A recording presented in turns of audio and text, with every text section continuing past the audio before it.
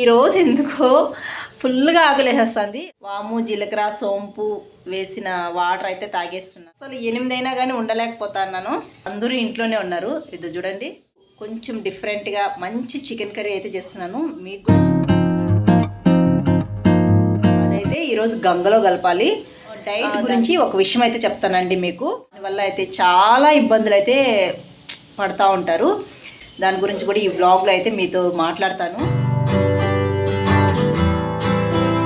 Hello అందరికీ, welcome back to my channel దునియా అమ్మాయి vlog. ఈ వ్లాగ్ అప్లోడ్ చేసేందుకు నేనైతే ఛానల్ నేమ్ మార్చేసి ఉండొచ్చు, కానీ దునియా అమ్మాయి వ్లాగ్స్ అని చెప్తున్నాను. ఇప్పటి వరకు ఆ నేమ్ ఉంది కాబట్టి చెప్తున్నాను. ఇంకైతే మార్నింగే నేనైతే వాము జీలకర్ర సోంపు వేసిన వాటర్ అయితే తాగేస్తున్నాను.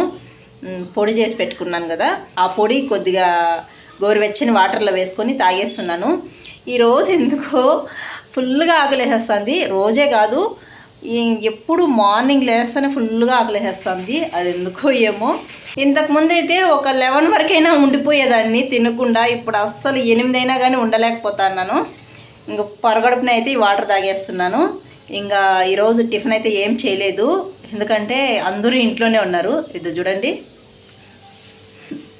ఉన్నారు, సెల్ ఎత్తుకొని కూర్చున్నారు. నేను మార్నింగే ఇంకా చికెన్ కర్రీ బగారా రైస్ అయితే చేస్తున్నాను.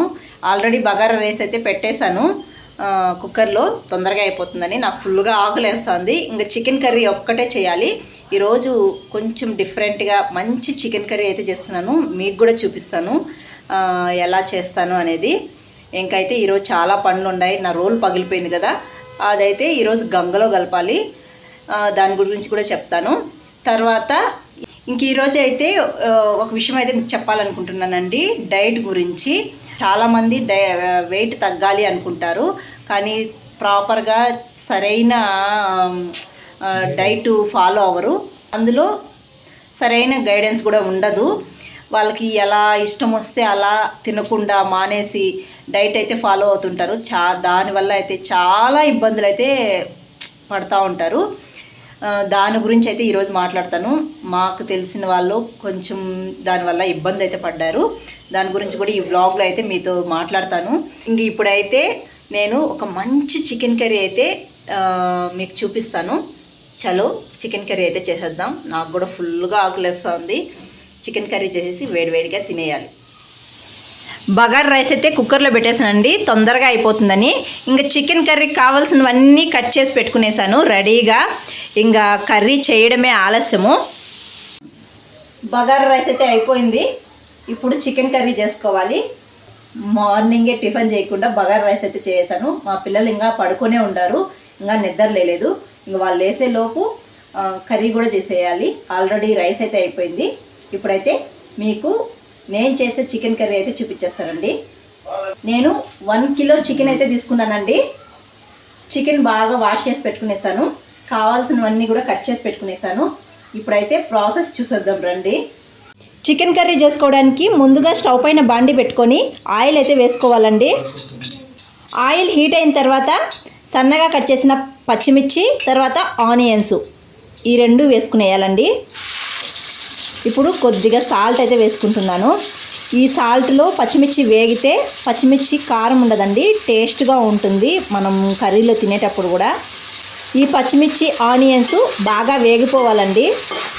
ఆనియన్స్ ఇలా వేగిన తర్వాత అల్లం వెల్లుల్లి పేస్ట్ వేసుకోవాలండి.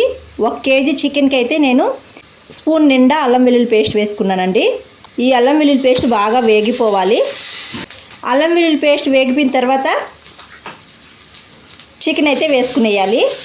చికెన్ వేసుకున్న తర్వాత కొద్దిగా రాళ్ళుప్పు, అప్పుడే మనము ఆనియన్స్ వేయించుకునేటప్పుడు సాల్ట్ వేసాం కదా, చూసి వేసుకోవాలి.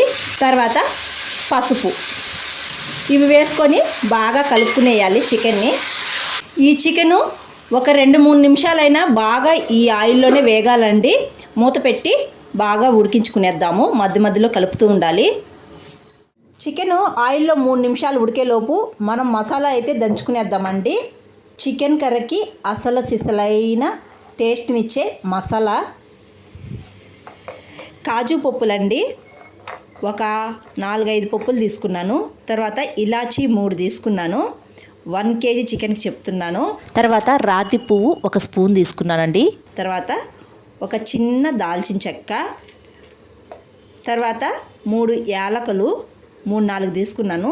తర్వాత ఒక స్టార్ పువ్వు, అంతేనండి, ఇవి తీసుకున్నాను. తర్వాత మిరియాలు జీలకర్ర కూడా వేయాలి. నా దగ్గర అవి పొడి ఉన్నాయని చెప్పేసి నేను అవైతే దంచుకోవటం లేదు, అవి అలాగే డైరెక్ట్గా వేసేస్తున్నాను. ఇవి మాత్రం దంచుకుంటున్నాను. ఇవైతే బాగా దంచుకొని పొడి చేసుకునేయాలి. మసాలాలన్నీ దంచుకునేసానండి. ఇప్పుడైతే ఈ పొడిలో జీలకర్ర పొడి అండి ఒక 1/2 స్పూన్ వేస్తున్నాను.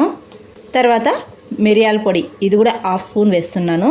తర్వాత కొద్దిగా కస్తూరి మెతి, ఇవన్నీ వేసుకొని పక్కనైతే పెట్టుకునేయాలి. మీ దగ్గర జీలకర్ర పొడి మిరియాల పొడి లేకపోతే వీటితో పాటు వాటిని కూడా వేసి దంచి పెట్టుకోండి. నా దగ్గర పొళ్ళు ఉన్నాయి కాబట్టి వాటిని వేసి దంచలేదు. ఇప్పుడైతే ఈ మసాలాని పక్కన పెట్టుకునేద్దాం. చికెన్ అయితే 3 నిమిషాలు ఉడికిపోయిందండి.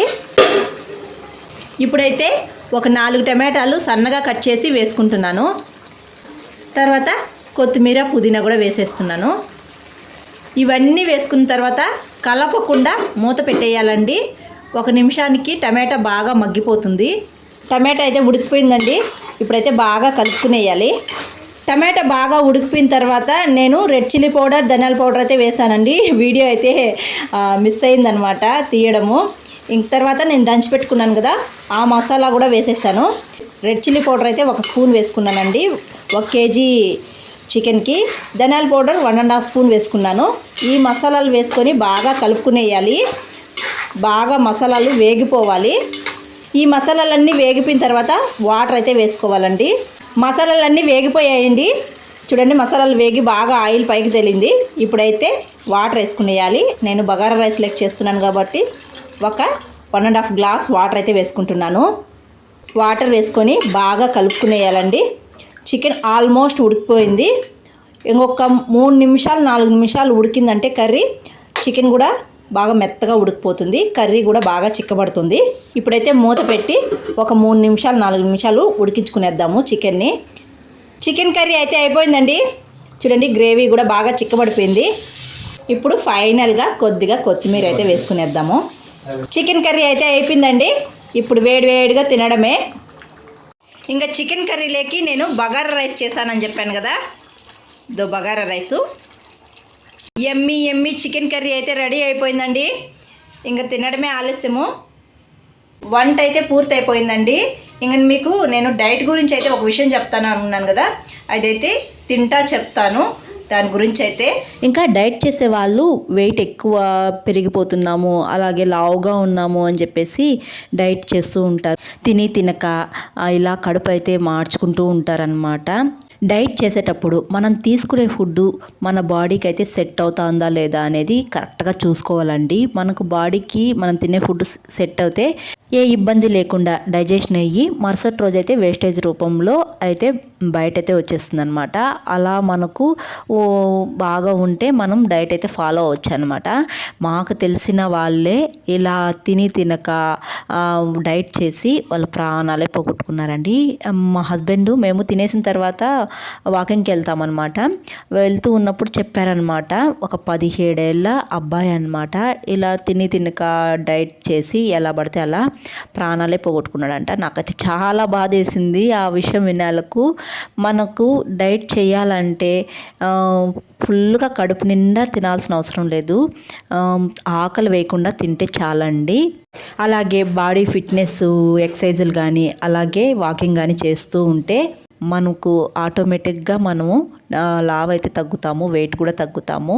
నేనైతే ఎప్పుడు అలాగే చేస్తూ ఉంటాను. నాకు ఇష్టమైన ఫుడ్ని నేను వదులుకోను అనమాట. నాకు ఏమేమి కావాలో ఇష్టమైనవన్నీ వండుకుంటూ ఉంటాను. నేను ఇంట్లో అయితే వండుకుంటాను, అయితే హెవీగా తినేయను. ఆకలి వేయకుండా ఒక 2 సార్లైనా తింటానన్నమాట. అలా చేస్తూ ఉంటాను. నేను వెయిట్ కూడా పెద్దగా ఏం పెరగలేదండి, నార్మల్ వెయిట్లోనే ఉన్నానన్నమాట.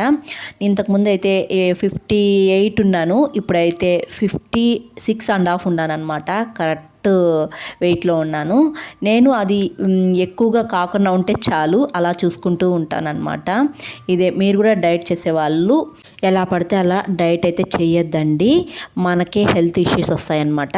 ఇంకా మీకు డైట్ గురించి వీడియో కావాలంటే కామెంట్ చేయండి. నేను మార్నింగ్ నుంచి ఎలా ఫుడ్ అయితే తీసుకుంటాను, ఏమేమి తీసుకుంటాను అనేది కంప్లీట్గా ఒక వీడియో అయితే పెడతాను.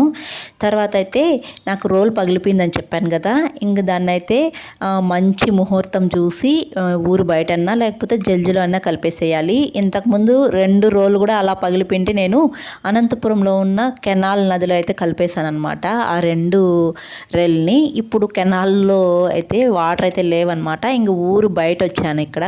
ఇక్కడ కూడా అందరూ పాత రోళ్ళంతా ఇక్కడ పెట్టేస్తున్నారు. ఇంకా నేను కూడా రోళ్ళు తెచ్చి దానికి కొద్ది గంధం అయితే ఇంటి దగ్గర పూసుకొని వచ్చాను.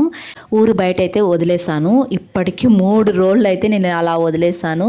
మాకు బ్లాక్గా ఉండే రోల్ అయితే అచ్చలేదంట, ఇంకా అందుకే అలా పగిలిపోతున్నాయి అన్నారు పెద్దవాళ్ళు. ఇంకెందుకులే అని చెప్పేసి పెట్టేశాను అనమాట బయట. ఇంకా మళ్ళీ అయితే కొత్త రోల్ అయితే కొనుక్కోవాలి. ఇంకా బయట నుంచి వచ్చిన తర్వాత మా హస్బెండ్ హెడేక్ అన్నారు, ఇంకా అందుకే అల్లం టీ పెట్టిస్తున్నాను. ఈ వీడియో అయితే ఇక్కడితో ఎండ్ చేస్తున్నానండి. వీడియో నచ్చితే ఒక లైక్ చేసి, కొత్తగా ఎవరైనా మన ఛానల్ చూస్తుంటే జర సపోర్ట్ చేసి సబ్స్క్రైబ్ చేయండి. మీరు చేసే ఒక లైక్ నాకు మోర్ వీడియో చేయడానికి ఎంకరేజింగ్గా ఉంటుంది.